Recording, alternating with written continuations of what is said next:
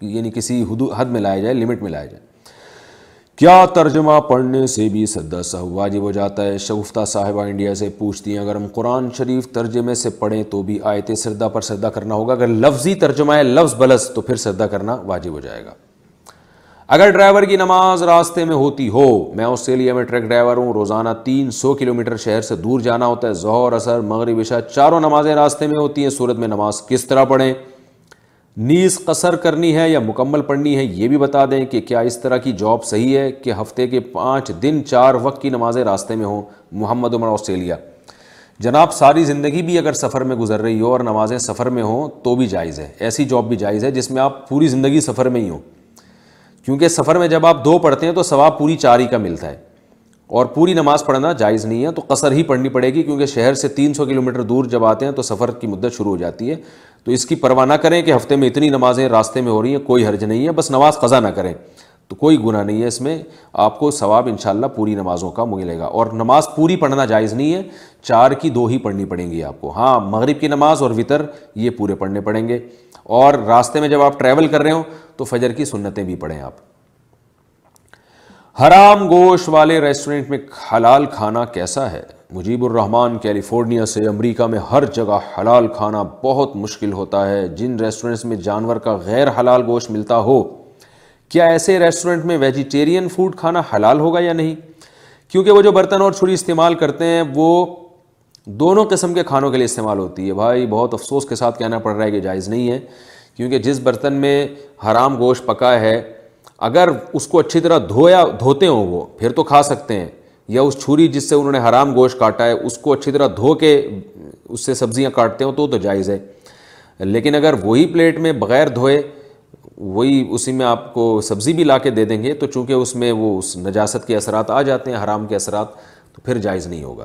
خلاصہ یہ نکلا کہ اگر برتن کو دھو کے پاک کرنے کا مطلب یہ نہیں کہ وہ کوئی خاص ٹیکنیکل طریقے سے وہ جو نل کے لگے ہوئے ہوتے ہیں اس سے پانی گزر رہا ہو اور غالب گمان ہو جائے کہ وہ نجاست کے اثرات ختم ہو چکے ہوں گے تو وہ پاک ہی ہو جاتا ہے۔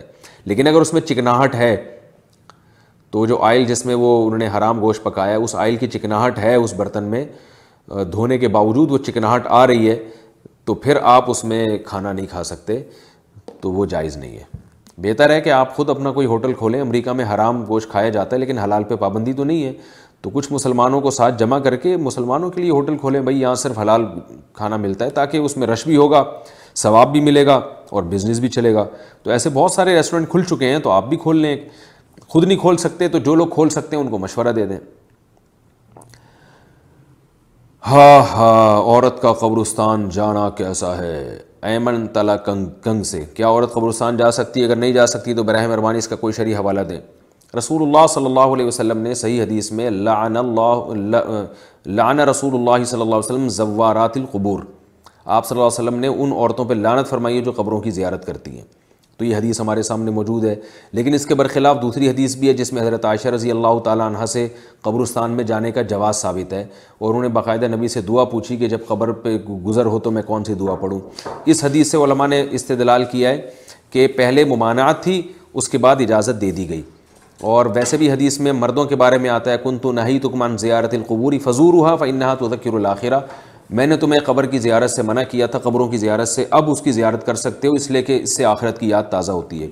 تو اس لیے علماء کہتے ہیں ابتدائی اسلام میں کیونکہ عورتیں زمانہ جاہلیت کی طرح جا کے واویلا کرتی تھیں، روتی پیٹتی تھیں، بے پردگی کرتی تھیں، تو اس لیے ان کے لیے قبرستان جانے کو حرام قرار دیا گیا، بعد میں اس کی اجازت مل گئی۔ لیکن علماء کی ایک بڑی جماعت اس کی قائل ہے کہ حضرت عائشہ رضی اللہ تعالیٰ عنہ کا اپنا فتویٰ ہے، اپنا قول ہے، احادیث میں صراحتاً کہیں بھی عورت کو اجازت نہیں ملتی۔